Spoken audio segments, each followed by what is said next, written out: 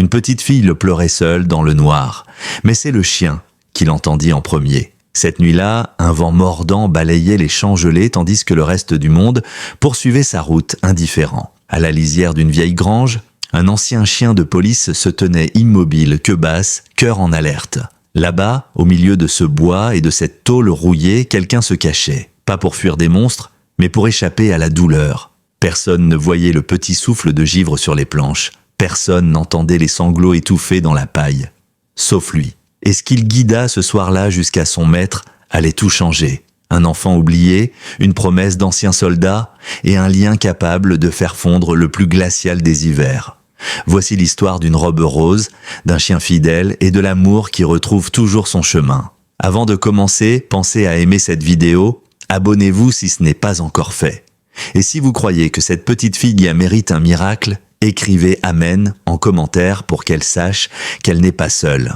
Le vent qui soufflait aux abords de Hollow Creek, ce soir-là, charriait bien plus que du froid. Il pesait, comme ce silence, juste avant qu'une chose terrible ne se produise.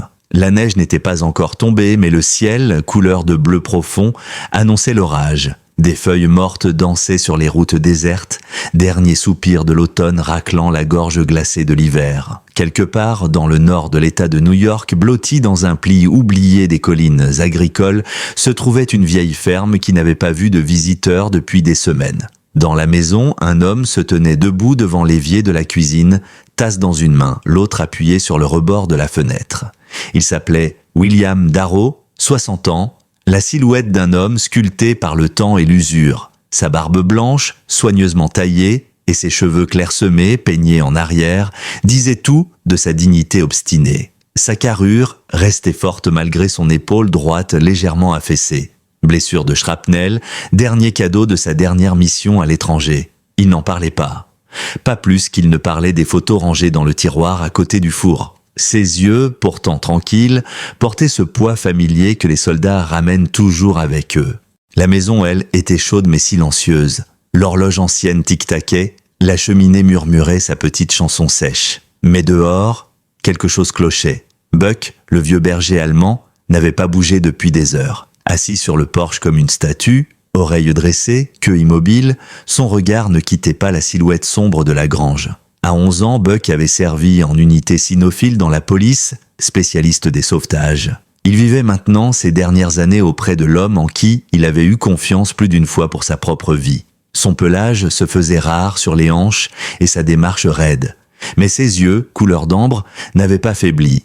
Et cette nuit-là, il restait rivé sur la grange. William avait remarqué, depuis une semaine. D'abord, il avait mis ça sur le compte de l'ennui, puis sur celui de la mémoire. Mais ce soir, Buck était différent. Son attitude, tendue, figée. William sentait maintenant dans l'air cette électricité sourde. Il termina son café d'un geste sec et enfila son manteau déjà posé sur le dossier d'une chaise. « Toujours planté là, hein ?» murmura-t-il, plus pour lui-même que pour le chien. Les oreilles de Buck frémirent à sa voix, mais il ne bougea pas. Le vent mordit les coutures du manteau dès que William posa le pied dehors. L'herbe sèche et cassante craquait sous ses bottes. La grange, plus loin, se dessinait comme un vieux squelette dans la nuit, sa peinture rouge fanée jusqu'à la rouille. Il n'y avait pas remis les pieds depuis longtemps. Pas depuis le décès de Clara. Pas depuis qu'il avait vendu le dernier cheval. Il n'avait plus de raison d'y aller. Buck émit un grondement sourd. William s'arrêta. « Qu'est-ce que t'as senti, vieux ?» Sa voix était plus douce maintenant, comme si une partie de lui savait déjà. Le chien aboya, une seule fois, sèchement, impérieusement. Puis il traversa la cour d'un pas pressé, la queue raide et la tête droite. William le suivit aussitôt, une main sur la lampe torche accrochée près de la porte, l'autre cherchant le vieux couteau coincé à sa ceinture. La porte grinça comme si elle protestait. Buck s'immobilisa à l'intérieur attendant la permission. L'air glacé sentait la poussière, la paille et autre chose, une odeur fade et humide. William alluma la lampe. Le faisceau trancha l'ombre, dévoilant des bottes de foin, des harnais pendus comme des membres oubliés, des outils rouillés plantés dans le bois tordu des poutres. Rien ne bougeait. Pourtant, Buck ne se détendait pas. William fit un pas de plus. La lumière trembla légèrement à mesure que son souffle se faisait plus court. De gauche à droite, il balaya la grange. Et là, un bruissement, léger, comme du tissu frottant sur du bois ou de la paille qu'on repousse doucement. Buck hérissa son échine. William avança. Les planches sous ses pieds geignaient comme des os fatigués. Derrière un tas de sacs de grains éventrés, quelque chose remua. Il s'arrêta net. Une vague de froid, plus glaciale que la neige dehors, monta en lui. Le faisceau accrocha une forme au sol. Petite, immobile, un nœud se serra dans sa poitrine. Buck gémit doucement et recula d'un pas. La lumière s'arrêta enfin sur une enfant, pas plus de 6 ans, recroquevillée comme un lapin apeuré, ses genoux contre sa poitrine, sa peau livide sous des traînées de saleté, ses joues creusées, ses lèvres fendillées par le gel. Ses cheveux emmêlés lui masquaient presque le visage. Elle portait une vieille robe rose, autrefois peut-être celle d'un anniversaire ou d'une fête. Aujourd'hui déchirée, tachée de boue et collée à sa petite silhouette glacée. William s'accroupit lentement, son cœur cognant si fort qu'il avait peur qu'elle l'entende. « Et petite » murmura-t-il, sa main tendue, elle remua faiblement, un œil à demi ouvert, voilé, éperdu. Elle voulut s'éloigner mais son corps n'en avait plus la force. Un faible son s'échappa de sa gorge, plus souffle que mot. « Ça va aller, je ne te veux aucun mal. Je suis venu pour t'aider. » Elle ne répondit pas, mais ne recula pas davantage.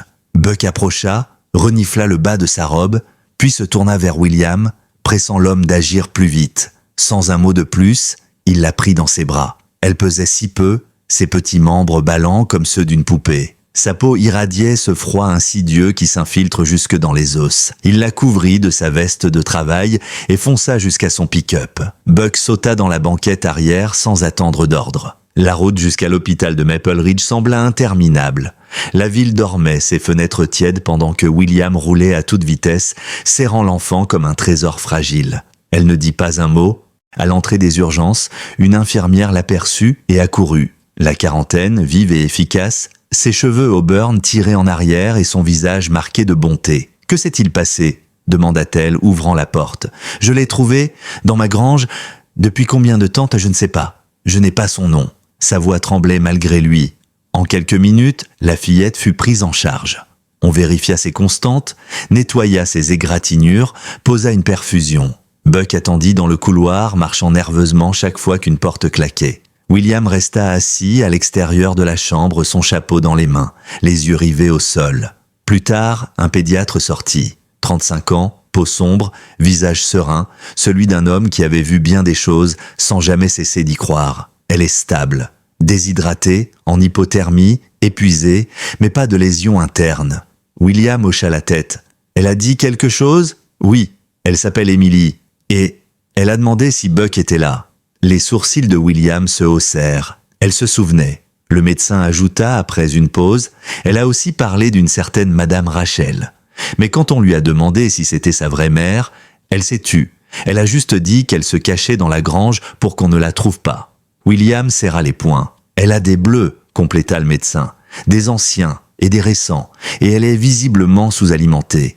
Elle a dit que son père était soldat, parti depuis longtemps. Elle ne sait pas où. » William resta là longtemps, écoutant le bourdonnement des néons, le murmure des portes. Buck finit par se coucher à ses pieds, la tête posée sur sa botte. Dans son esprit, William revoyait la petite allongée dans la paille, et une douleur ancienne qu'il croyait enterrée refaisait surface. Un peu plus tard dans la soirée, l'infirmière, aux yeux doux et à la voix basse, elle s'appelait Monica, vint vers William avec un gobelet de café fumant. Elle était grande, la peau dorée et les gestes toujours mesurés, comme si rien ne pouvait la brusquer. « Elle demande après vous ? Et le chien aussi », dit-elle avec un mince sourire. William se leva aussitôt et la suivit dans le couloir. La chambre était silencieuse, à l'exception des bips lents et rassurants des moniteurs. Emily, maintenant réveillée, était calée contre des oreillers, un jus d'orange entre les mains. Elle paraissait encore plus menue dans le grand lit blanc. Mais ses yeux étaient ouverts, vigilants, quoiqu'un peu méfiants. Quand Buck entra, son regard s'éclaira timidement. Un sourire fragile mais bien réel ourla ses lèvres. William tira une chaise près du lit et s'assit, retirant son chapeau. « Tu es en sécurité maintenant », dit-il d'une voix grave et douce à la fois. « Personne ne viendra te faire de mal ici. » Elle le fixa un long moment, puis murmura à peine « Merci ». Sa voix était faible, mais chaque syllabe sonnait comme une victoire. « Tu sais ton nom de famille, Emily ?» demanda William. Elle hocha lentement la tête. « Sanders ». Son souffle se suspendit. « Sanders ». William sentit son estomac se contracter. « Ton papa, Il est militaire ?» Elle acquiesça encore. « Il porte l'uniforme vert. Il m'a dit qu'il ne partait que pour un petit moment. Mais c'est long, très long. » William soupira. « Tu sais depuis combien de temps ?» Émilie leva ses petits doigts pour compter, puis les laissa retomber. « Depuis, toujours. » William sentit la colère gronder au fond de lui, mais il la refoula et se contenta d'un hochement de tête. Il se leva et sortit son téléphone portable, un vieux modèle cabossé, et chercha dans son carnet de contacts. Il connaissait quelqu'un, un ancien camarade de service devenu coordinateur pour les familles panies de militaires. S'il y avait un moyen de retrouver le père d'Émilie, c'était bien lui. Il appela, la voix de l'homme lui répondit après quelques sonneries. « Ici Cole Newman. Qui est-ce ? C'est William. William Darrow. J'ai besoin de toi. » Il lui expliqua tout, la fillette, son état, ce qu'elle avait murmuré sur son père. L'homme au bout du fil resta silencieux un moment avant de répondre. « Je vais me renseigner. Reste où tu es. Tu vas avoir des nouvelles bientôt. » De retour dans la chambre, Émilie avait terminé son jus et caressait la tête de Buck, dont les pattes avant étaient posées sur le matelas. « C'est lui qui m'a trouvé, » murmura-t-elle. William hocha la tête. « Oui, c'est bien lui. Il veille toujours sur les gens qui en ont besoin. » Le lendemain matin, à peine le soleil avait-il commencé à percer le ciel laiteux que William revint à l'hôpital. Une fine pellicule de givre recouvrait les vitres de son pick-up et Buck restait assis à l'avant, les oreilles dressées, surveillant chaque silhouette qui passait. Depuis cette nuit dans la grange, l'ancien K9 semblait animé d'une mission nouvelle, presque solennelle. À l'intérieur, le couloir du service pédiatrique sentait le désinfectant et l'espoir. Des guirlandes de papier accrochées au mur témoignaient des fêtes à venir. William portait sous le bras une petite boîte, dedans un morceau de tarte aux pommes soigneusement emballé dans du papier ciré, et un vieux livre pour enfants aux coins écornés. Émilie était déjà éveillée quand il entra. Ses jambes étaient croisées sous la couverture et son visage, encore pâle, portait déjà plus de couleur que la veille. Quand elle vit Buck entrer, ses yeux s'illuminèrent d'un éclat franc et joyeux. « Tu es revenu ?» murmura-t-elle. « Bien sûr » répondit William avec un léger sourire. « Et je t'ai même apporté quelque chose de sucré. » Elle s'assit avec prudence et déballa la tarte, ses petits gestes toujours empreints de méfiance, comme si elle craignait qu'on lui arrache ce bonheur fugace. En dépliant le papier, un bout froissé de feuilles de cahier glissa et tomba au sol. William se pencha pour le ramasser et resta un instant interdit en découvrant ce qu'il tenait. C'était une feuille chiffonnée, repliée et marquée de plis et de taches.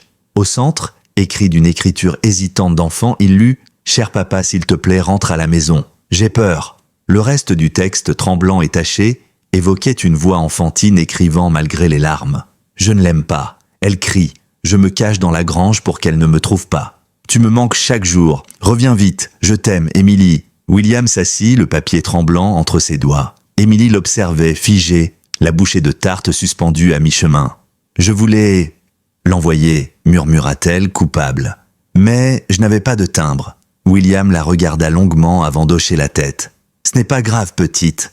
On va s'assurer qu'il le lise. » Buck posa sa tête sur les genoux d'Émilie et elle enfonça ses petits doigts dans son pelage dru. Le silence qui suivit n'avait rien de vide. C'était un silence d'attente.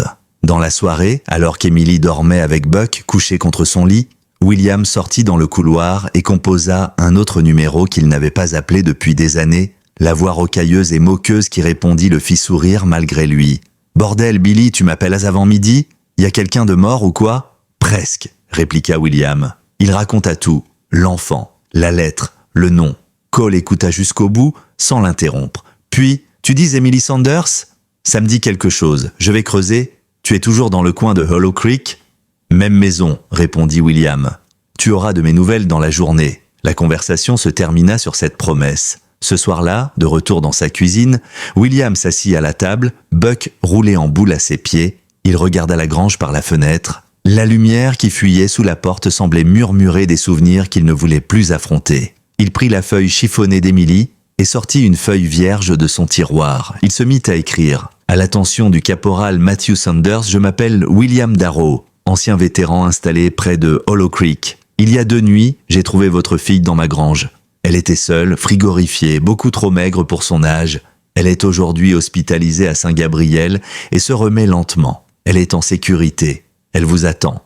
Elle a traversé bien plus qu'un enfant ne devrait. Elle a écrit une lettre qu'elle n'a jamais pu envoyer. Je vous la joins. Je fais ce que je peux en attendant votre retour, mais elle a besoin de son père. S'il vous plaît, rentrez. » Il glissa les 2 lettres dans une enveloppe et inscrivit l'adresse de Cole Newman. Puis il se leva, inspira profondément et retourna voir Buck, toujours endormi près de la cheminée. « On a encore du boulot, vieux, » murmura-t-il.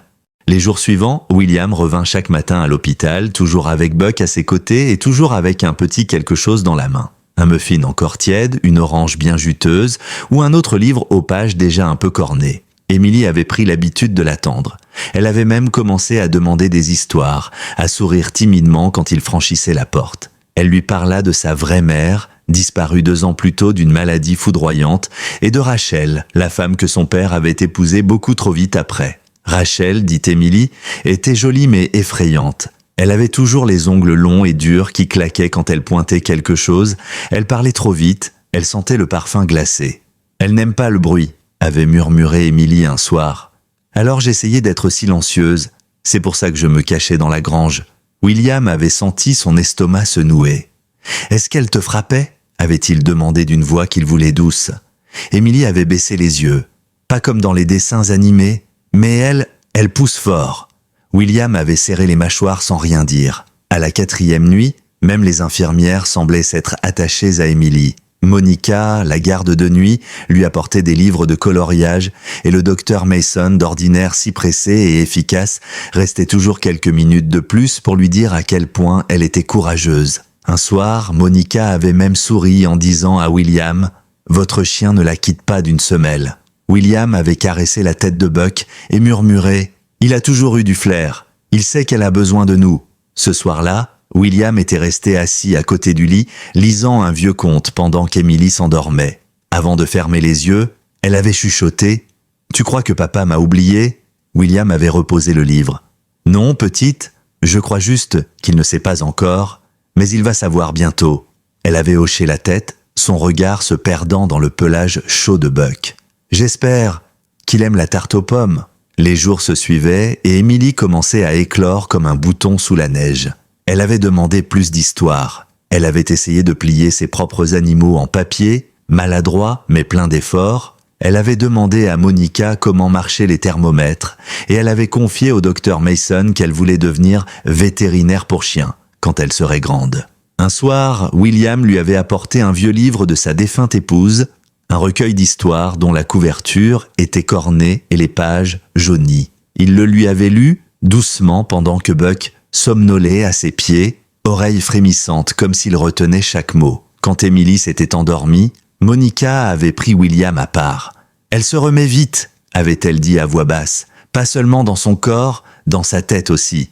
Et c'est en grande partie grâce à vous. » William avait regardé Emily à travers la vitre, son petit visage paisible endormi, sa main posée dans la fourrure de Buck. « Elle est plus forte que je ne le pensais. » Monica avait ajouté, un rien malicieuse, « Elle vous fait confiance, vous savez ?» William avait détourné le regard et murmuré « Je ne suis pas de sa famille. » Monica avait souri doucement. « Vous êtes peut-être la seule famille qu'elle a pour l'instant. » Cette nuit-là, de retour chez lui, William avait longuement fixé la photo de Clara, sa femme, accrochée au-dessus de la cheminée. Ses yeux semblaient encore pleins de lumière et de douceur, comme lorsqu'elle enseignait à ses élèves à épeler leur nom. « Je crois que tu l'aimerais bien », avait-il murmuré à la photo. « Elle a un petit cœur têtu, un peu comme toi. » Le matin suivant, quand William entra dans la chambre, Emily leva haut une feuille de papier gribouillée de couleurs. « Je l'ai dessiné », dit-elle fièrement. Le dessin était maladroit, les proportions bancales, mais l'expression du chien qu'elle avait croqué était parfaite, alerte, bienveillant, inébranlable. À côté de Buck, on voyait un petit bonhomme barbu avec un chapeau et une part de tarte dans la main. William sourit. « Je crois qu'il faudra encadrer ça. » Emily désigna le petit personnage. « C'est toi. » William l'observa plus attentivement et nota, amusé. « Je suis drôlement mince, dis donc. C'est très généreux de ta part. » Elle pouffa. « Je t'ai mis une part de tarte, c'est pour ça que tu souris. » Il lui ébouriffa les cheveux. « Eh bien, tu me connais déjà mieux que beaucoup. » Le matin suivant, William se réveilla avant le soleil. Le ciel au-dessus de Hollow Creek avait pris la teinte gris-plomb des jours d'hiver, et le givre recouvrait à nouveau ses marches comme un piège glacé. Buck tournait déjà près de la porte, impatient, nerveux. William remplit son thermos de café, enfila sa vieille veste et sans trop réfléchir, prit la route de la grange. Depuis la nuit où il avait trouvé Émilie dans la paille, il n'y était pas retourné, mais quelque chose en lui, une inquiétude insidieuse, le poussait à y revenir. En conduisant, il jeta un coup d'œil à Buck dans le rétroviseur. Le chien était assis droit, ses oreilles tressaillant à chaque bruit. Ce sixième sens qui avait sauvé tant de vies sur des terres poussiéreuses à l'étranger semblait toujours intact. La vieille bâtisse se dressait dans la lumière blafarde comme un veilleur usé, ses planches se plaignant sous le vent. William prit sa lampe torche et poussa la porte. L'air sentait la paille, la poussière et un léger relent de pourri. Mais ce ne fut pas l'odeur qui le stoppa net. C'était cette petite silhouette dans un coin, à moitié dissimulée sous une bâche. Un ours en peluche, sale et usé. Il le ramassa, notant qu'une oreille était arrachée. Émilie avait murmuré à propos d'un ours. Elle l'a jeté parce qu'il sentait la boue. La voix de la fillette résonna dans son esprit. À côté de la peluche, la paille semblait encore perturbée. Le faisceau de lumière balaya le sol et accrocha un collier d'enfant emmêlé dans la paille. Les petites perles formaient le prénom Émilie. William sentit son cœur se serrer, puis il les vit. Des traces de pneus, pas celles d'un vieux tracteur, non, des traces plus nettes, récentes. Elle n'était pas là une semaine plus tôt. Elle coupait à travers son champ et retournait vers la route avant de disparaître dans les ornières gelées. Buck grogna doucement. William se redressa, chaque muscle tendu. Il comprit, à cet instant précis, qu'Émilie n'avait pas seulement fugué. Elle avait été laissée là, déposée, comme son ours et son collier. De retour à la maison, William sortit une vieille boîte en fer du placard. Dedans, des papiers jaunis, des contacts, des noms griffonnés sur des bouts de papier, certains depuis longtemps partis, mais un nom en particulier attira son attention. Deputy Paige Monroe. Elle travaillait désormais au bureau du shérif.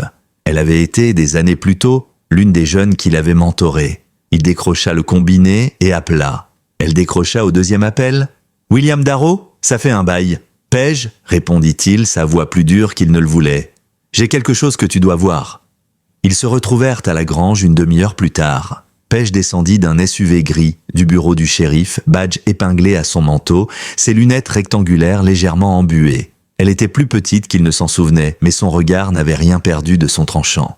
Il lui montra l'ours, le collier, les traces. « Bon sang !» murmura-t-elle. « Tu es sûr qu'elle est encore à l'hôpital ?»« Oui, en sécurité. » Paige prit des photos, mesura les traces, glissa l'ours et le collier dans des sacs de preuves. « Tu as un nom ?»« Rachel Sanders. » Paige fronça les sourcils. « Je la connais. On a eu une plainte pour tapage chez elle l'an dernier. Jolie, toujours apprêtée, froide. J'ai tout de suite su qu'elle n'était pas faite pour ce coin. » Elle se redressa. « Ce n'est pas juste un abandon. Ça peut être bien plus grave. Et elle doit en répondre ?» répondit William. « Je vais lancer l'enquête et prévenir les services sociaux. » De retour à l'hôpital plus tard dans la journée, William ne parla pas de ce qu'il avait découvert. Émilie était en train de colorier, ses jambes toujours croisées sous la couverture, sa petite main reposant dans le pelage de Buck. Quand elle leva la tête pour lui sourire, William ravala la boule dans sa gorge. « Tu es en avance » lança-t-elle. « Buck me manquait » répondit-il. « Buck me manque toujours » répondit-elle malicieuse. William sourit, sortit un nouveau livre de son sac. Cette histoire parle d'une oie qui voulait devenir un faucon.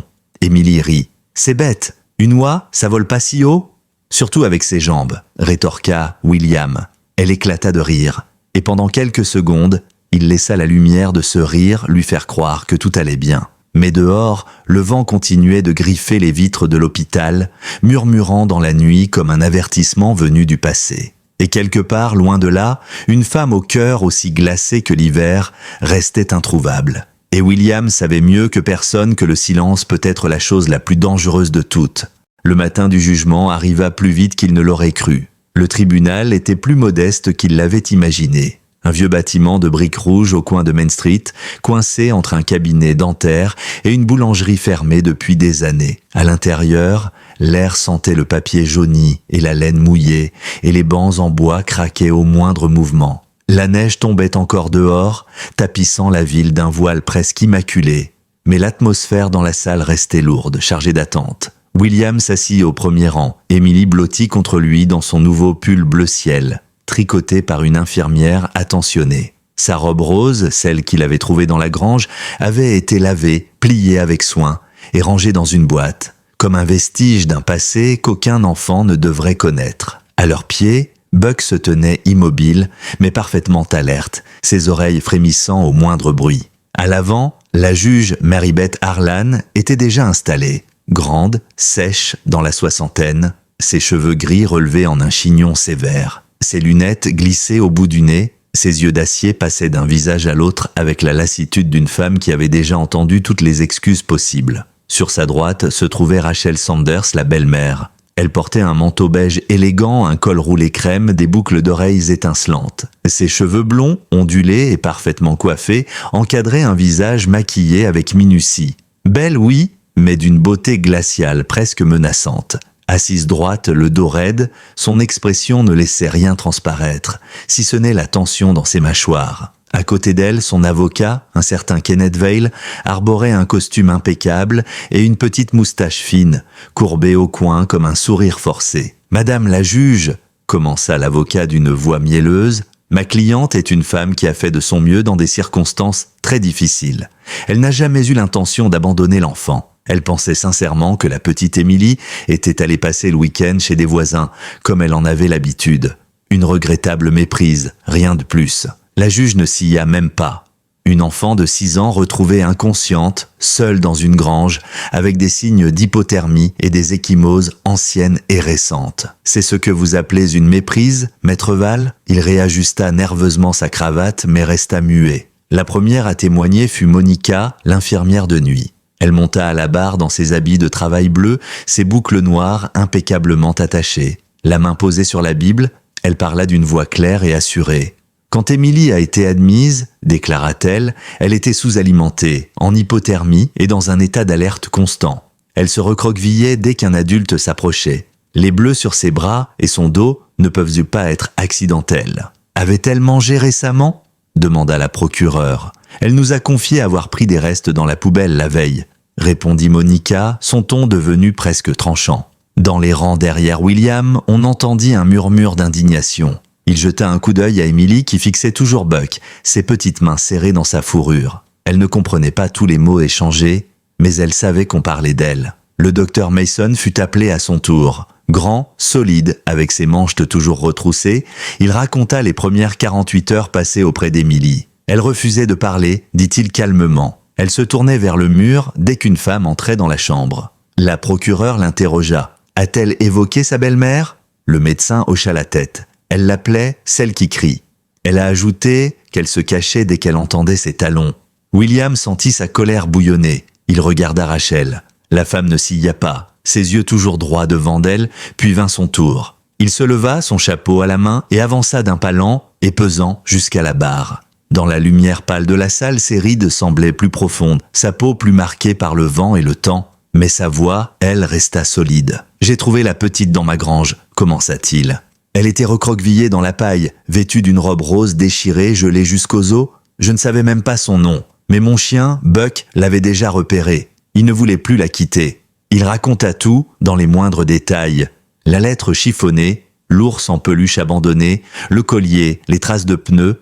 À mesure qu'il parlait, la salle semblait se figer. « Pourquoi l'avoir emmenée à l'hôpital ?» demanda la juge d'une voix neutre. William serra un instant son chapeau. Parce qu'elle était un enfant, seule, effrayée, j'ai déjà vu ce que l'abandon fait à une âme, et ça, je ne pouvais pas le laisser arriver. Pas chez moi. Un silence épais suivit ces mots, seulement troublé par le crissement de la plume de la juge qui notait. Quand elle releva la tête, son regard glacial se posa sur Rachel. « Rachel Sanders, déclara-t-elle, vous êtes reconnue coupable de mise en danger d'un mineur et de négligence. Votre version des faits ne tient pas face aux éléments présentés et à l'état dans lequel l'enfant a été retrouvé.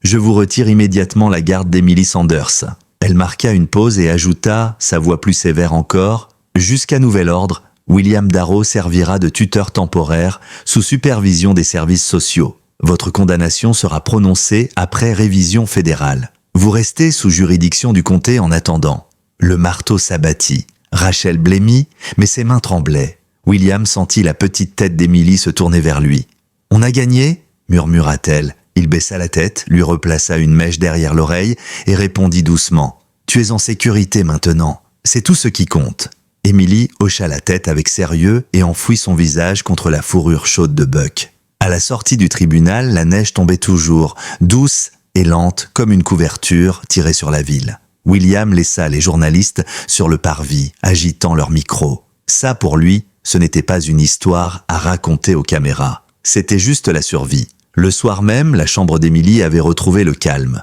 L'air sentait la tarte aux pommes tièdes et les murs semblaient moins froids. Elle dessinait un arbre immense avec une balançoire, un chien assis au pied du tronc et une petite silhouette en robe rose qui s'élançait vers le ciel. Ses yeux, plus brillants maintenant, portaient encore ce silence, celui des enfants qui espèrent en secret. Quand on frappa à la porte, doucement, Buck bondit sur ses pattes. « Entrez », dit William.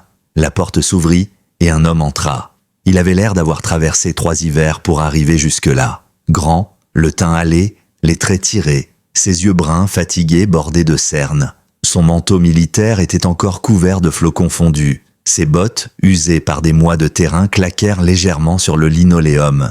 Il resta figé, cherchant du regard. « Elle est... » Sa voix se brisa. William se leva, sa voix grave mais posée. « Elle est là, elle t'attend. » L'homme fit un pas, puis 2. Ses jambes semblèrent flancher quand il vit la petite silhouette assise sur le lit. Émilie leva la tête, ses yeux s'arrondirent, puis elle murmura « Un souffle, papa ?» Le visage de Matthew Sanders se décomposa. Il tomba à genoux. « Mon petit bout, mon Dieu, je suis désolé. » Émilie se précipita dans ses bras, s'agrippant à sa veste comme si elle ne voulait plus jamais le lâcher. Matthew la serra, son visage enfoui dans ses cheveux emmêlés, et sanglota en silence. William détourna le regard, essuyant d'un revers de main quelque chose dans son œil. Buck resta assis à ses côtés, la queue battant doucement, comme s'il comprenait que le plus dur était derrière eux. Plus tard ce soir-là, la petite chambre de l'hôpital baignait dans une lumière douce, presque chaude malgré la neige qui battait encore les vitres. Émilie s'était endormie, nichée dans les bras de son père. Matthew Sanders restait immobile, son menton posé sur la tête de sa fille, comme s'il avait peur de la lâcher et de la perdre à nouveau. William, resté en retrait, observa cette scène sans un mot, le cœur lourd mais apaisé à la fois. Quand Émilie glissa enfin dans un sommeil profond, Matthew se redressa, déposant délicatement sa fille sur l'oreiller, la couvrant soigneusement de la couverture bleue. Il sortit ensuite dans le couloir où William l'attendait adossé au mur, les bras croisés. Matthew passa une main sur son visage, effaçant maladroitement la fatigue et les larmes. Sa voix était rauque lorsqu'il parla. Elle m'a dit qu'elle avait écrit une lettre, mais qu'elle ne l'avait jamais envoyée. Il sortit la feuille froissée de la poche de sa veste. William hocha doucement la tête. « Je l'ai trouvée dans sa couverture. Elle voulait vous la faire parvenir, mais elle ne savait pas comment. » Matthew laissa retomber ses bras et leva les yeux vers le plafond. « Mon unité était déployée dans le sud de la Jordanie. Les communications étaient limitées. Je recevais quelques nouvelles, de temps en temps, et à chaque fois, elle, Rachel, me disait qu'Émilie allait bien, qu'elle grandissait, qu'elle dessinait beaucoup. Elle me disait ce que je voulais entendre. Sa mâchoire se contracta. Je lui ai fait confiance. » William resta silencieux un instant, puis, d'une voix grave, répondit « Les enfants n'ont pas besoin de parfait. Ils ont juste besoin qu'on les voie. » Matthew serra la lettre contre lui, et ses yeux se firent le plus résolus. « Je ne peux pas effacer ce qu'elle a vécu, mais je suis ici maintenant. » William hocha la tête. « Alors commencez par là. » Dans la pièce voisine, Monica passa la tête par la porte pour vérifier que tout allait bien. Émilie dormait profondément, la petite main posée sur la fourrure de Buck qui montait la garde au pied du lit, fidèle comme une ombre. Matthew resta à veiller à son chevet une grande partie de la nuit. William, lui, l'installa dans la petite aile réservée aux anciens combattants, une chambre sobre mais confortable. Avant de partir, il se tourna vers Matthew qui fixait toujours Émilie endormie. « Demain, vous trouverez une façon d'avancer, tous les deux, » dit William simplement, puis il laissa le père et la fille dans leur bulle. Dans le noir, assis sur la chaise près du lit, Matthew caressa les cheveux emmêlés d'Émilie. Il glissa la lettre dans la poche de sa chemise et murmura pour lui-même « Demain, on affronte tout ça ensemble ». Les semaines suivantes virent la neige persister, mais on sentait déjà les signes d'un dégel à venir. Des gouttes d'eau perlaient le long des toits, les glaçons se décrochaient avec un bruit sec pour venir éclater sur le sol gelé. Et, dans cette chambre du 3e étage, Émilie changeait elle aussi. Elle n'avait plus peur de rire. Ses joues avaient retrouvé un peu de rose, ses yeux pétillaient quand elle voyait Buck arriver chaque après-midi. La chambre était devenue son royaume. Les murs s'étaient couverts de dessins, des arbres immenses, des chiens. une balançoire suspendue à une branche. Monica avait installé une petite plante verte sur le rebord de la fenêtre. Un collier de papier étoilé traversait la tête de lit. Et toujours, sous la fenêtre, à la même heure, Buck attendait. Il ne bougeait pas. Ses yeux ambrés semblaient lui murmurer « Je suis là, je veille toujours ». William appelait cet endroit le poste de garde. Et même si Buck vieillissait, ses pattes raides sous le froid, il n'avait rien perdu de sa vigilance. Dans la chambre, Matthew s'asseyait chaque soir dans le vieux fauteuil, manches retroussées, ses avant-bras posés sur ses genoux. Chaque jour, il avait meilleure mine. Les creux sombres sous ses yeux s'étaient estompés, et sa voix désormais était ferme sans être dure. Il avait commencé à aider Monica à plier le linge dans le service, à raconter des histoires aux autres enfants, à lire à Emily tous les soirs comme William l'avait fait avant lui. Un après-midi, il glissa doucement. « J'ai parlé à William ce matin. Il a trouvé une petite maison. » Emily leva les yeux, curieuse. « Pas bien grand, » continua Matthew, « mais juste à côté de sa ferme. Elle a besoin d'un nouveau toit et d'une porte qui ne grince plus comme un fantôme. Mais elle est proche de lui, proche de Buck. » Emily incline la tête. « Est-ce qu'il y aura des poules ?» demanda-t-elle très sérieusement. Matthew sourit. « On pourra en avoir si tu veux. » Elle réfléchit encore un peu. « Et un arbre pour la balançoire ? Sinon, on en plantera un, promit Matthew. » Elle hocha la tête et un sourire radieux éclaire son visage. « Buck pourra dormir dedans, Buck dormira où il voudra, » assura Matthew. Le soir venu, quand le ciel se peignit de lavande, Matthew descendit rejoindre William, qui l'attendait dans son vieux pick-up garé devant l'hôpital. William, toujours en chemise de flanelle et veste de ranch élimée, fixait le volant, ses mains larges posées dessus. Il leva à peine les yeux. « Elle a dit oui ?» demanda-t-il. Matthew hocha la tête. « À condition qu'il y ait des poules. » William esquissa un sourire. « Alors je vais devoir construire un poulailler. » Un silence confortable s'installa entre eux. Puis William reprit, plus sérieux. « Tu es sûr de toi, gamin ? Il n'y a pas grand-chose ici, tu sais. Juste des arbres, du silence, des voisins qui parlent du plus de tracteurs que d'impôts. » Matthew leva les yeux vers la fenêtre du 3e étage, où un petit visage les observait derrière la vitre, auréolé de givre et d'espoir. « C'est tout ce dont j'ai besoin, » dit-il simplement. Durant les 2 semaines qui suivirent, Matthew s'attela à rénover la maison. Modeste, cabossée par les années, mais emplie d'une promesse. William l'aida à remplacer les planches pourries, à colmater les tuyaux fuyants. Matthew, de son côté, remit la vieille camionnette en état, repeignit la cuisine d'un joli vert sauge. Le soir, ils partageaient un ragoût au coin du feu pendant que Buck dormait, toujours vigilant, entre eux. À l'hôpital, Emily continuait à reprendre des forces. Elle marchait mieux, mangeait avec appétit, posait 1000 questions au thérapeute et offrait des dessins à tout le monde. Mais chaque jour, quand Buck apparaissait sous la fenêtre, son cœur battait plus fort. Un vendredi matin, Monica entra dans la chambre avec un sourire lumineux et un dossier à la main. « Eh bien, jeune demoiselle, dit-elle. » Émilie releva la tête, surprise. « J'ai une bonne nouvelle pour toi. » Elle marqua une pause théâtrale. « Tu es officiellement prête à rentrer à la maison. » Émilie resta figée. « Avec papa ?» demanda-t-elle timidement. Monica hocha la tête. « Et William sera là aussi. »« Et oui, » ajouta-t-elle malicieusement. « Buck le sait déjà. » Il a passé la matinée à tourner en rond comme un fou. Quand les portes de l'ascenseur s'ouvrirent sur le hall de l'hôpital, ils étaient tous là. William, rasé de près dans sa chemise du dimanche, un sourire discret aux lèvres. Matthew, qui tenait un bouquet de fleurs sauvages. Et Buck, qui trépignait d'impatience, sa queue tournant comme une hélice. Emily apparut dans une nouvelle robe rose, douce et éclatante. Ses cheveux étaient tressés en 2 couettes, et dans ses bras, elle serrait l'ours en peluche retrouvé dans la grange, maintenant recousu, orné d'un petit nœud rouge. William se pencha vers elle. « Prête à rentrer, petite ?» Elle hocha la tête. « Est-ce qu'il y aura des pancakes ?» demanda-t-elle d'une voix espiègle. « Les meilleurs de tout le comté, » promit William. Buck aboya une fois et fonça déjà vers le pick-up, fier comme un roi. Sur la route qui traversait les arbres en bourgeons, Emily laissa la fenêtre entr'ouverte, riant quand le vent lui caressait les joues. Devant la petite maison, Matthew la souleva, la posa sur le perron. Elle resta immobile un instant, Buck à ses côtés, avant de tourner la tête vers eux. William, le vieux vétéran, et Matthew, le père, revenus de loin. Elle sourit. « On rentre ?» dit-elle, et tous trois, la fillette, le père et l'ami, franchirent le seuil ensemble, Buck refermant la marche, toujours fidèle, toujours aux aguets. À l'intérieur, la maison avait gardé ce parfum de bois et de promesses neuves.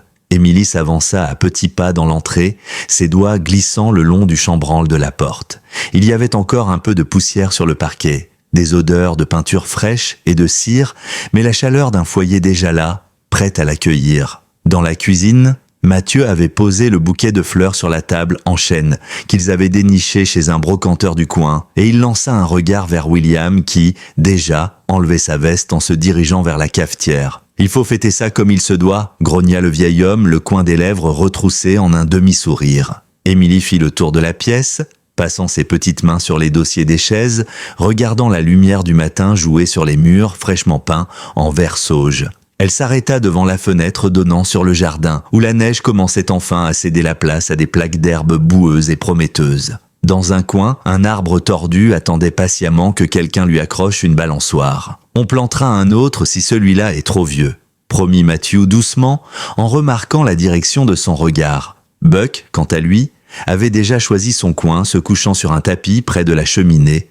la queue battant tranquillement comme pour dire qu'il se sentait chez lui. Émilie se pencha pour lui gratter l'oreille, puis leva les yeux vers les deux hommes. « On peut faire des pancakes ?» demanda-t-elle, la voix pleine d'espoir. William éclata d'un rire bref. « À la seconde où j'aurais bu mon café, petite. Tu ne voudrais quand même pas me priver de ça, hein ?» Elle sourit timidement, mais déjà plus assurée qu'avant. Le reste de la matinée se déroula dans une atmosphère simple et joyeuse.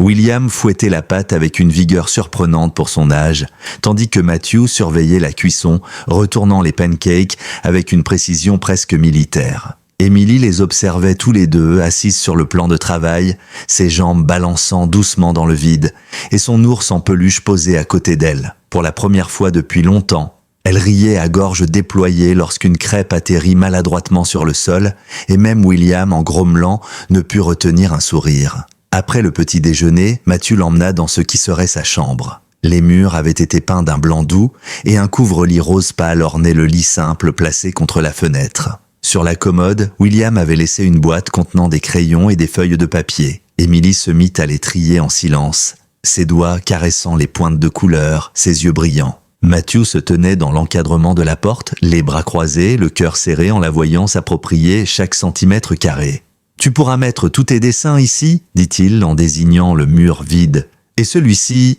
Il tendit la feuille sur laquelle elle avait dessiné Buck et William. « On le mettra dans un cadre, d'accord ?» Émilie hocha la tête, un petit sourire aux lèvres.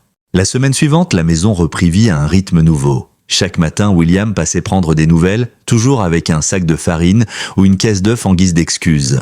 Matthew se mit à bricoler dans le jardin, posant des piquets pour délimiter l'enclos des poules promises à Émilie. Elle, de son côté, remplissait déjà ses murs de dessins colorés. Buck, dans toutes les positions possibles. Des arbres, des cœurs, et même une balançoire qu'elle avait dessinée en bleu, suspendue à un nuage. Monica passa un soir leur rendre visite et apporta une couverture brodée d'étoiles. Émilie l'accueillit avec un câlin timide, et la jeune infirmière se retint de pleurer en voyant les couleurs dans ses joues. Malgré tout, certains soirs restaient plus durs que d'autres. Parfois, Émilie se réveillait en sursaut, les yeux agrandis par la peur, et Matthew venait s'asseoir sur le bord du lit, lui tenant la main jusqu'à ce qu'elle retrouve le sommeil. D'autres fois, elle se collait à Buck, son visage enfoui dans son pelage, comme si elle avait peur que tout ça ne soit qu'un rêve. William, assis dans son fauteuil près du feu, ne disait rien, mais ses yeux d'ambre sous ses sourcils épais semblaient veiller sur eux deux. Un soir, alors que le vent soufflait fort dehors et que la neige recommençait à tomber, Matthew s'assit sur le canapé avec Émilie blottie contre lui et murmura « Je ne suis peut-être pas parfait, petite, mais je serai toujours là. » Elle leva les yeux vers lui et glissa sa petite main dans la sienne. « C'est tout ce que je veux, » répondit-elle d'une voix presque inaudible. William revint plus tard avec une pile de planches et un sac de cordes. « Demain, on monte la balançoire, » annonça-t-il d'un ton ferme. Émilie tapa dans ses mains, et Buck aboya 2 fois, comme pour approuver la décision. Le lendemain, sous un ciel gris perle, William et Matthew installèrent de la balançoire à la plus solide des branches du vieil arbre. Émilie resta plantée dans la neige fondue à les regarder faire, son ours serré contre elle, jusqu'à ce que Matthew la hisse pour qu'elle s'y assoie. Elle se mit à rire, ses bottes balançant dans le vide, ses cheveux volant autour d'elle. Ce rire résonna longtemps dans l'air froid, et William leva la tête vers le ciel. « Tu vois, Clara, » murmura-t-il pour lui-même, « elle a ton genre de rire. » Les jours continuèrent de s'égrener, fait de petites victoires et d'habitudes tendres. La maison se remplissait lentement d'éclats de vie. Des crayons éparpillés sur la table, des miettes de pancakes, des bottes boueuses dans l'entrée.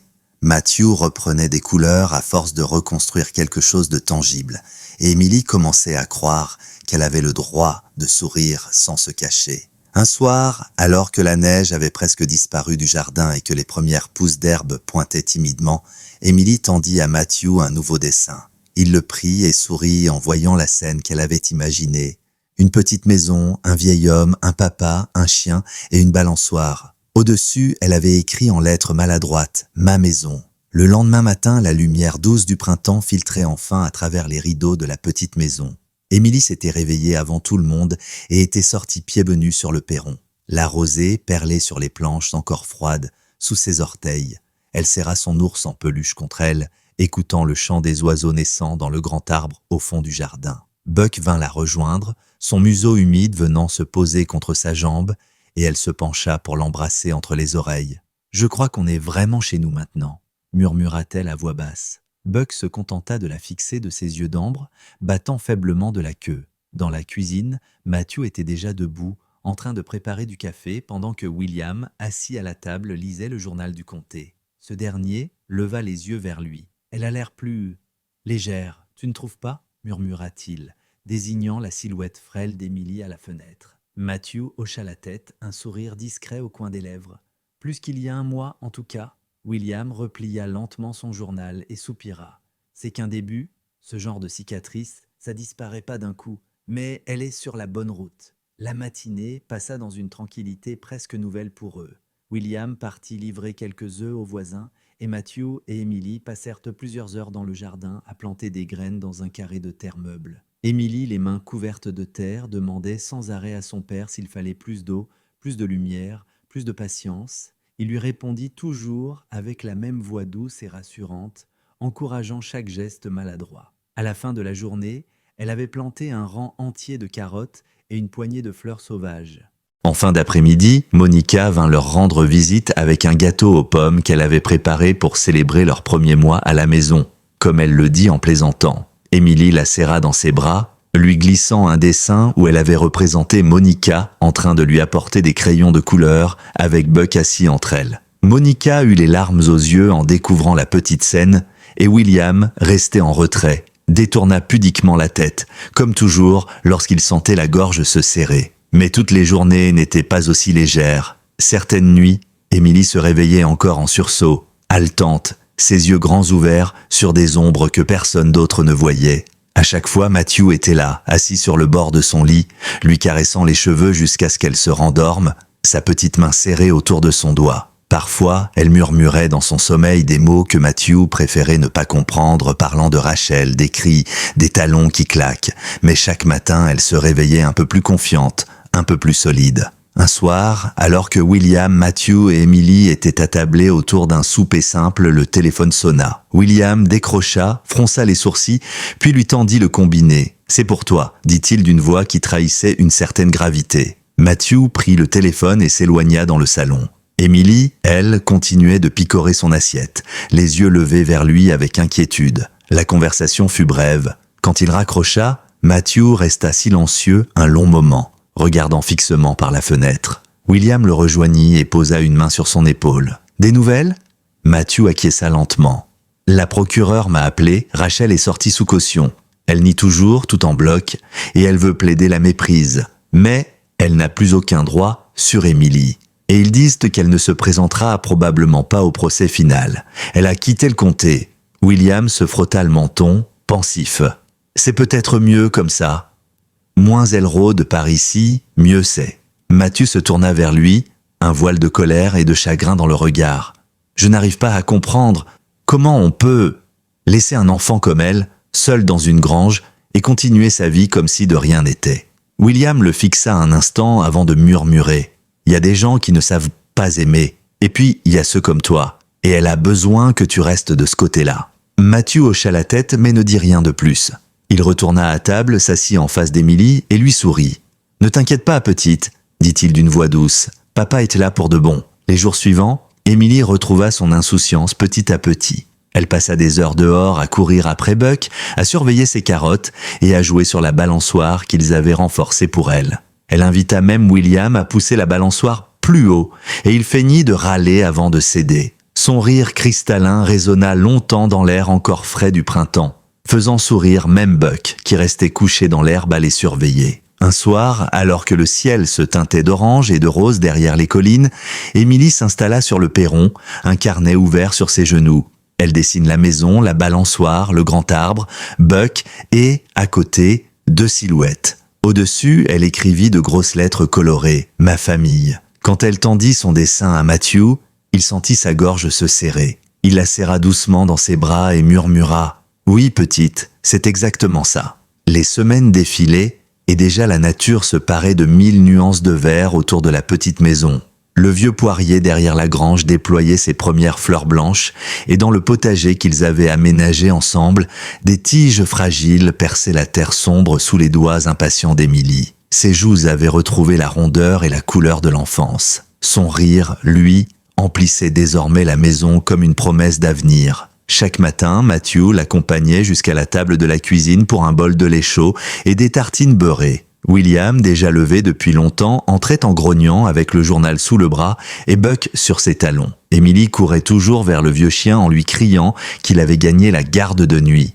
Buck, stoïque, se laissait câliner, le museau contre son front, la queue battant lentement. La routine avait ramené une forme de sérénité dans leur vie. Émilie dessinait pendant que Matthew réparait la clôture ou peignait les volets. William venait prêter main forte à ses heures, son regard toujours bienveillant, parfois humide, lorsqu'il la voyait rire, courir ou simplement s'endormir sur le canapé. Son ours en peluche toujours serré contre elle. Un matin pourtant, Monica passa à la maison pour une petite visite.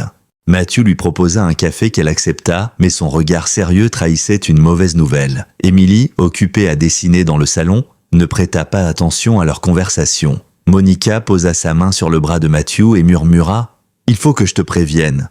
Rachel est revenue dans le comté.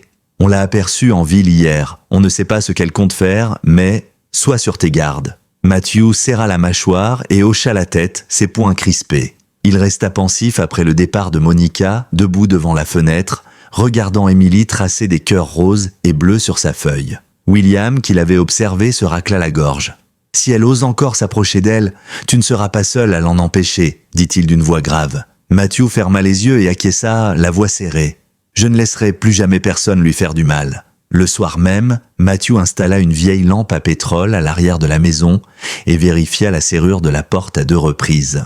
Buck tourna dans le jardin plus longtemps que d'habitude avant de venir se coucher, comme pour signaler qu'il prenait son rôle encore plus à cœur. Émilie ne remarqua rien de cette vigilance accrue. Elle s'endormit paisiblement, le sourire aux lèvres, bercée par les histoires que William continuait à lui raconter le soir. Les jours suivants se passèrent sans incident. Rachel ne reparut pas et la vie reprit son cours. Émilie se mit à fabriquer de petites guirlandes de fleurs sauvages pour décorer la cheminée et demanda à Matthew s'il accepterait qu'il peigne une fresque sur le mur de sa chambre. « Bien sûr », répondit-il avec un sourire tendre. Le lendemain, ils passèrent de l'après-midi à dessiner des étoiles, des chiens, des arbres et même une version maladroite de la maison. Émilie termina la fresque en écrivant son prénom en grosses lettres colorées.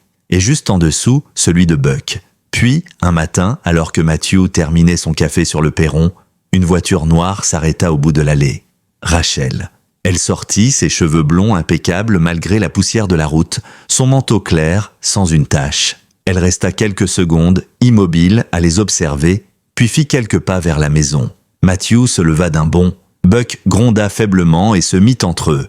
William, arrivé derrière Matthew, posa une main ferme sur son épaule. « Respire », murmura-t-il.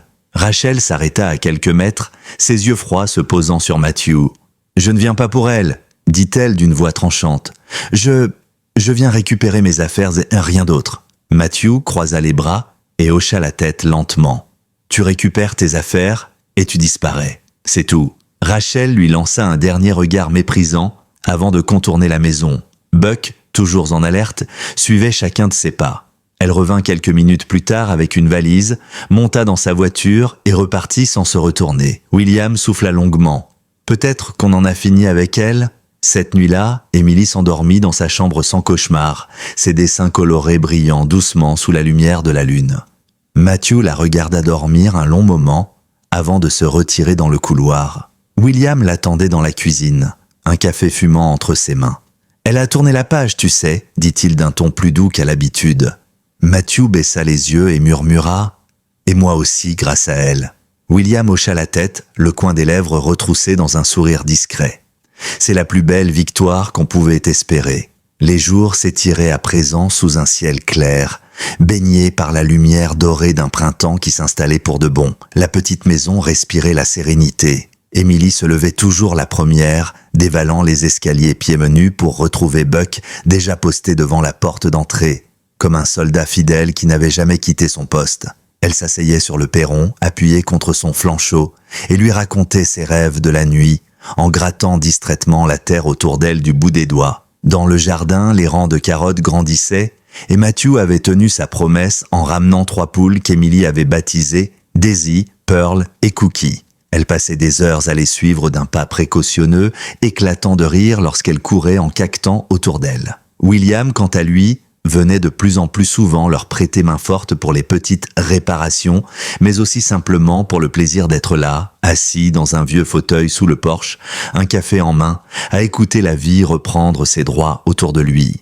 Un dimanche, Émilie décida de lui offrir un cadeau. Elle passa toute la matinée à découper des morceaux de papier coloré, à plier et coller jusqu'à former une grande guirlande où l'on voyait Buck des étoiles, la maison, les 3 poules, et même William avec son éternelle chemise de flanelle. Elle la lui tendit timidement lorsqu'il arriva. William se pencha, la prit dans ses mains épaisses et sourit, les yeux étrangement brillants. « Merci, petite », murmura-t-il en accrochant la guirlande à la rambarde du perron. Elle battait doucement dans la brise, colorée et vivante comme leur nouvelle vie. Ce soir-là, ils organisèrent leur premier vrai repas de famille. La table était dressée dehors, sous le ciel encore clair malgré l'heure tardive. Matthew avait préparé des travers de porc grillés. William avait apporté son célèbre pain de maïs et Monica avait rejoint la petite troupe avec une tarte aux myrtilles. Émilie trônait au bout de la table, fière de son rôle de chef décoratrice, une couronne de marguerite posée sur la tête. La soirée se déroula dans les rires et les anecdotes, ponctuées par les aboiements discrets de Buck qui venait réclamer un morceau à chaque invité. Pour la première fois depuis longtemps, Matthew se surprit à se détendre complètement, à rire lui aussi, sans retenue. Mais cette nuit-là, après que la maison eut retrouvé son calme, Émilie descendit discrètement les escaliers et vint trouver Matthew dans la cuisine. Il finissait de ranger quand il la vit dans l'encadrement de la porte, son ours en peluche serré contre elle. « Papa » murmura-t-elle d'une voix hésitante. Il posa l'assiette qu'il tenait et s'accroupit devant elle. « Qu'est-ce qu'il y a, petite ?» Elle joua un moment avec la patte de son ours avant de demander, les yeux baissés, « Tu vas repartir un jour ?» Matthew sentit son cœur se serrer. Il lui prit doucement le visage entre les mains. « Plus jamais » répondit-il fermement. « Je suis ici, avec toi, pour toujours. » Elle hocha timidement la tête et il la serra contre lui jusqu'à ce qu'elle se détende enfin. Dans les jours qui suivirent, Matthew entreprit un nouveau projet pour Émilie. Réparer la vieille cabane au fond du jardin. La structure tenait encore debout, mais le toit s'affaissait et les murs avaient besoin d'être renforcés. William prêta main forte avec plaisir. Ensemble, ils démontèrent les planches pourries, clouèrent les nouvelles et retapèrent même une petite fenêtre pour laisser entrer la lumière. Émilie les observait avec fascination. Et parfois, elle s'asseyait dans l'herbe, griffonnant des plans de décoration pour son repère secret. Quand enfin la cabane fut prête, ils la laissèrent peindre la porte en bleu ciel et accrocher un petit écriteau sur lequel elle avait écrit en lettres maladroites « Club d'Émilie et de Buck ». Elle courut s'y installer pour la première fois, Buck sur ses talons, et resta un long moment à la fenêtre, le visage illuminé par la fierté et la joie. Un soir, alors que la cabane brillait encore sous les derniers rayons du soleil, Matthew rejoignit William sur le perron. Ce dernier fixait le ciel en silence. Matthew resta debout, à ses côtés, avant de murmurer « Je crois qu'elle commence vraiment à croire que tout ça, c'est pour elle. » William ne répondit pas tout de suite. Puis d'une voix grave et douce, il dit simplement « Parce que c'est vrai ». La nuit tomba sur la petite maison, baignant le jardin d'une lumière d'argent. Émilie s'endormit paisiblement dans son lit, la fenêtre entr'ouverte laissant entrer l'air tiède et le parfum des fleurs. Buck, fidèle à son habitude, veillait au pied du lit, ses yeux d'ambre brillant dans la pénombre. Dans la pièce d'à côté, Matthew observa quelques secondes sa fille avant de souffler doucement. « Merci » à l'adresse de celui qui avait tout déclenché. Et en bas, sur le perron, William resta assis longtemps, le regard perdu dans les étoiles, un sourire discret aux lèvres, tandis que la silhouette de Buck, sur le pas de la porte, continuait sa garde silencieuse. Le printemps cédait lentement la place à l'été. La chaleur commençait à se faire sentir dans la petite vallée où la maison s'était enracinée, et les après-midi étaient désormais ponctués par le bourdonnement des abeilles et le parfum des lilas qui encadraient le jardin. Émilie passait des heures dehors, pieds nus, à courir entre le potager et la balançoire, son rire résonnant jusqu'à la grange. Buck ne la quittait jamais, marchant tranquillement à ses côtés ou s'allongeant à l'ombre pour la surveiller d'un œil attentif. Matthew, quant à lui, avait pris l'habitude d'aller travailler de bon matin sur la clôture du verger voisin pour arrondir ses fins de mois. Et lorsqu'il rentrait à la maison, Émilie l'attendait déjà sur le perron, un dessin frais à la main pour le lui offrir. Elle avait pris l'habitude de le représenter, lui, Buck, et elle-même sous toutes les formes possibles.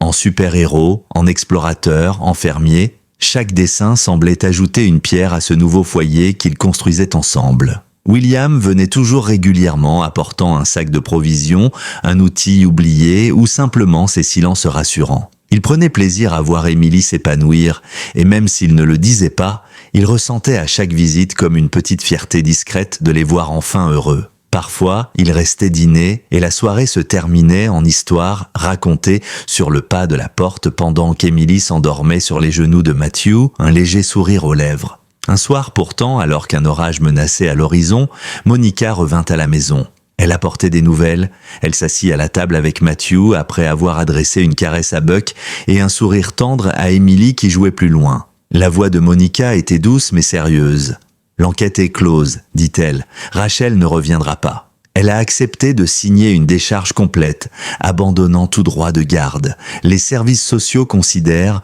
que tu es désormais son tuteur légal. » Elle marqua une pause, puis ajouta avec un léger sourire « Félicitations, monsieur Sanders, c'est officiellement chez vous, pour elle aussi. » Matthew resta figé un instant, ses mains serrées autour de sa tasse, incapable de parler. Quand enfin il leva les yeux vers Monica, ses yeux étaient brillants. Il souffla un simple « Merci ». Ce soir-là, après le départ de Monica, il alla trouver Émilie dans la cabane. Elle était en train de découper des étoiles de papier pour les accrocher à son plafond. Matthew entra et s'assit en face d'elle. Il la regarda longuement avant de dire « C'est officiel, petite. On est une vraie famille maintenant. Personne ne pourra plus jamais te prendre ça. » Elle leva ses yeux vers lui, des yeux brillants d'émotion, et se précipita pour se jeter dans ses bras. Elle murmura dans le creux de son cou « Je savais que tu reviendrais pour moi. » Il la serra plus fort, posant son front contre sa tempe, incapable de répondre autrement que par un baiser sur ses cheveux. Les jours suivants, l'annonce de cette nouvelle rendit l'atmosphère plus légère encore. Émilie chantait tout en jouant avec les poules, peignait des panneaux pour le potager et demandait à William de lui apprendre à faire des nœuds sous-marins avec des morceaux de corde. William, bien qu'il râlât sur ses doigts maladroits, restait toujours patient et ses sourcils froncés ne parvenaient jamais à dissimuler la tendresse qu'il éprouvait pour elle. Une semaine plus tard, ils organisèrent une petite fête dans le jardin pour marquer l'occasion. Monica était venue avec un grand bouquet de marguerites, William avait cuit son fameux pain de maïs et Matthew avait passé la journée à griller du poulet dans le vieux barbecue. Émilie avait accroché ses dessins et ses guirlandes colorées tout autour de la maison et Buck portait un foulard rouge autour du cou comme un invité d'honneur. La soirée se déroula dans la lumière dorée du crépuscule, avec des rires, des histoires partagées et la promesse silencieuse que plus jamais elle ne serait seule.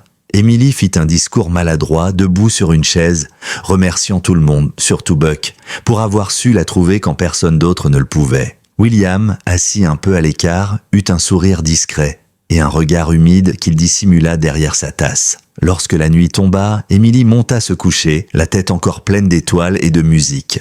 Matthew resta quelques instants dehors, assis sur les marches du perron à côté de William. Le vieil homme tira une dernière bouffée de sa cigarette et murmura « Tu vois, c'était ça la mission. » Matthew hocha la tête, son regard perdu dans la lumière pâle de la lune. « Elle valait chaque seconde, répondit-il doucement. » Dans la chambre d'Emily, Buck s'était déjà installé au pied du lit. La petite fille, endormie, tenait son ours et murmurait encore dans son sommeil des mots que Matthew, en entrant, crut comprendre. Elle répétait son prénom et celui de Buck comme pour s'assurer, même dans ses rêves, qu'ils étaient toujours là. Matthew s'assit dans l'ombre, la regarda longtemps, puis se leva enfin pour rejoindre le perron où William l'attendait. Tous deux restèrent là silencieux, deux silhouettes dans la nuit, veillant sur la maison où la plus fragile des vies avait enfin trouvé la force de grandir. L'été avançait doucement, teintant la petite vallée d'un vert profond et éclatant. La chaleur alourdissait les après-midi, et la maison baignait dans le parfum mêlé du lilas et de l'herbe fraîchement coupée. Émilie semblait plus lumineuse de jour en jour. Elle se levait tôt, ses tresses flottant derrière elle, et sortait dans le jardin en chemise de nuit pour aller dire bonjour aux poules et à Buck, déjà réveillés. Matthew, lui, savourait chaque matin assis sur le perron avec un café brûlant entre les mains, regardant sa fille courir pieds nus sur la rosée. Il avait pris l'habitude de noter dans un carnet les petites choses du quotidien. Ses premiers légumes récoltés, ses éclats de rire, ses colères lorsqu'une carotte était tordue. C'étaient ces moments maintenant qui lui rappelaient qu'il était revenu pour une raison et que chaque sacrifice en valait la peine. William, fidèle à lui-même, continuait de venir régulièrement. Il apportait des sacs de grains, des planches à clouer et parfois seulement ses silences. Émilie le considérait presque comme un grand-père. Un soir, elle lui avait même glissé une petite feuille pliée en deux, sur laquelle elle avait écrit maladroitement « Papy William ». Il avait gardé la feuille dans la poche de sa chemise depuis, et même s'il n'en parlait pas, il la touchait du bout des doigts dès qu'il croyait que personne ne le regardait. Un matin, alors que Matthew réparait la balançoire, une voiture de la police du comté s'arrêta devant la maison. William se leva d'un bond et vint rejoindre Matthew qui plissa les yeux. C'était la shérif adjointe, Carla Jensen, une vieille connaissance de William. Elle retira ses lunettes de soleil et descendit de son véhicule, son expression grave mais pas hostile. « Je viens vous prévenir, dit-elle sans détour. Rachel a quitté l'État. Elle ne reviendra pas dans le comté. Elle a signé une clause lui interdisant tout contact avec Emily, ici ou ailleurs. » Matthew ferma les yeux, le souffle court. William lui donna une petite tape dans le dos, lourde de sens. Carla reprit, un brin plus douce. « Ce n'est plus une menace. C'est derrière vous maintenant. Elle est à vous pour de bon. » Matthew se contenta d'acquiescer et Carla lui tendit les derniers papiers officiels à signer. Emily, qui les avait rejoints sans bruit, demanda doucement « Elle ne viendra plus ?» Matthew se pencha vers elle, la regarda droit dans les yeux. « Non, ma chérie, elle ne pourra plus jamais rien contre toi. » Emily soupira et se blottit contre lui, puis murmura dans ses bras « Alors on peut peindre ma chambre en jaune ?»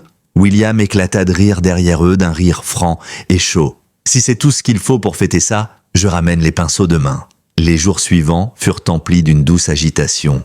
Émilie choisit un jaune lumineux pour les murs de sa chambre, un jaune soleil qu'elle décréta la couleur de la famille. Matthew et William peignirent, tout en une journée, sous ses ordres sévères, tandis qu'elle déplaçait les meubles d'un coin à l'autre en décidant ce qui allait mieux avec la lumière. Un soir d'orage, Émilie alla se réfugier dans la cabane au fond du jardin. Matthew la trouva assise sur le sol, son ours en peluche serré contre elle. Elle levait les yeux vers le toit, écoutant la pluie marteler les planches. Quand elle le vit dans l'encadrement de la porte, elle lui fit signe de venir. Il s'assit à côté d'elle et elle murmura « On pourrait planter plus de fleurs demain. » Il lui caressa les cheveux en répondant « Autant que tu veux, petite. » Elle sourit et appuya sa tête sur son épaule. L'été passa ainsi, ponctué par les rires, les cris de joie lorsqu'elle réussissait à grimper dans le pommier, les histoires racontées le soir au coin du feu et les petits déjeuners pris dehors dans la lumière douce du matin. Un dimanche soir, alors que la chaleur retombait et que le ciel se teintait de rose, William resta un moment seul avec Matthew sur le perron. Il regardait Emily courir dans l'herbe avec Buck qui la suivait, patient et dévoué comme toujours. « Elle a changé ?» dit William. Sa voix basse et rauque. Matthew hocha la tête, son regard toujours fixé sur sa fille. « Moi aussi. » William eut un petit sourire. « Vous vous êtes sauvés mutuellement. » Dans la chambre d'Emily, cette nuit-là, elle s'endormit profondément, la fenêtre entr'ouverte laissant passer l'air tiède et le chant des grillons. Matthew resta un long moment à la regarder. Ses traits, enfin paisibles, ses cheveux éparpillés sur l'oreiller jaune. Puis, en sortant de la pièce, il murmura, presque pour lui-même, C'est ça, une maison, c'est ça, une famille. Sur le perron, William était resté assis dans l'obscurité, les mains croisées, un sourire discret aux lèvres. À ses pieds, Buck, fidèle à son rôle de gardien, leva la tête vers lui, ses yeux ambrés brillant dans la nuit. William se pencha et gratta derrière son oreille. « Beau travail, mon vieux !» Et tous deux restèrent là, en silence, veillant sur la petite maison illuminée par la lumière douce de la lune. L'été touchait à sa fin. Dans la petite vallée, l'air commençait à se rafraîchir doucement, et les feuilles des érables prenaient déjà des teintes de rouge et d'or. La lumière du matin avait cette douceur qui annonçait l'automne, et les soirées se faisaient plus fraîches, plus calmes. Dans la maison, pourtant, rien n'avait changé dans l'essentiel. Le rire d'Émilie continuait de résonner entre les murs, ponctué des aboiements paisibles de Buck et des histoires racontées à la lueur des lampes. Émilie avait grandi en quelques mois, comme si l'amour et la sécurité l'avaient aidée à pousser d'un coup. Elle se tenait plus droite, plus sûre d'elle, et son regard pétillait d'une confiance nouvelle. Ses dessins couvraient maintenant la moitié des murs de la cuisine et de sa chambre, racontant par des couleurs vives son propre récit. Une petite fille en robe rose, un vieil arbre, une cabane, un chien fidèle et deux silhouettes toujours présentes à ses côtés. Un dimanche matin, Matthew lui tendit une boîte carrée enveloppée d'un ruban vert. Elle la déballa fébrilement et découvrit à l'intérieur un cadre en bois clair contenant son tout premier dessin de la maison et de Troie. En haut, elle avait écrit à la craie grasse « Ma famille ». Elle leva les yeux vers son père, ses joues rougies d'émotion. Il lui sourit tendrement. « On accrochera celui-là dans le salon, juste là, pour que tout le monde sache. » Ce soir-là, ils invitèrent Monica et William à partager un dîner de fin d'été sous la grande pergola derrière la maison. Les lanternes accrochées aux poutres jetaient une lumière dorée sur la table chargée de maïs grillé, de pain de maïs, de pommes fraîches et de tartes. Émilie, assise entre William et Buck, se tourna à un moment vers le vieil homme et murmura « Tu crois que les anges ont des ailes ?» William la regarda avec douceur et répondit, la voix rauque « Pas toujours. Parfois, ils ont des pattes et un museau et ils dorment au pied de ton lit. » Émilie sourit, se penchant pour embrasser la tête de Buck. Quand la nuit tomba, Monica et William prirent congé et la petite famille resta sur le perron. Émilie, emmitouflée dans une couverture, regardait le ciel étoilé, la tête appuyée sur l'épaule de Matthew. « Tu crois qu'on sera toujours ici ?» murmura-t-elle. Il resta silencieux un instant, contemplant les étoiles lui aussi, puis répondit d'une voix tranquille « Aussi longtemps que tu le voudras, parce que c'est ici que tu es chez toi, petite. » Elle ferma les yeux, rassurée, tandis que Buck se couchait près d'elle, veillant encore une fois sur elle comme il l'avait fait cette première nuit dans la grange. Dans les semaines qui suivirent, la vie continua d'avancer, rythmée par les couleurs changeantes de la saison et les petits rituels du quotidien. Émilie aidait Matthew à ramasser des pommes dans le verger, préparait des tartes avec Monica, écoutait les histoires de William et collait des étoiles phosphorescentes au plafond de sa chambre. Le soir, elle s'endormait toujours la main posée sur la tête de Buck, comme pour se rappeler qu'elle n'était plus seule. Et parfois, dans le silence de la nuit, Matthew restait un moment assis sur le perron, regardant la lumière douce filtrée par la fenêtre de la chambre d'Émilie. À côté de lui, William fumait en silence. Ils ne parlaient pas toujours, mais ils savaient l'un comme l'autre ce qu'ils pensaient. Ils avaient ramené cette petite à la vie, et elle leur avait donné la leur en retour. L'automne arriva enfin, et la première gelée recouvrit les champs d'un voile scintillant. Dans la cabane au fond du jardin, Émilie avait accroché un panneau flambant neuf, « Club des miracles ». En dessous, elle avait signé avec un cœur et 3 noms, Émilie, Matthew, Buck.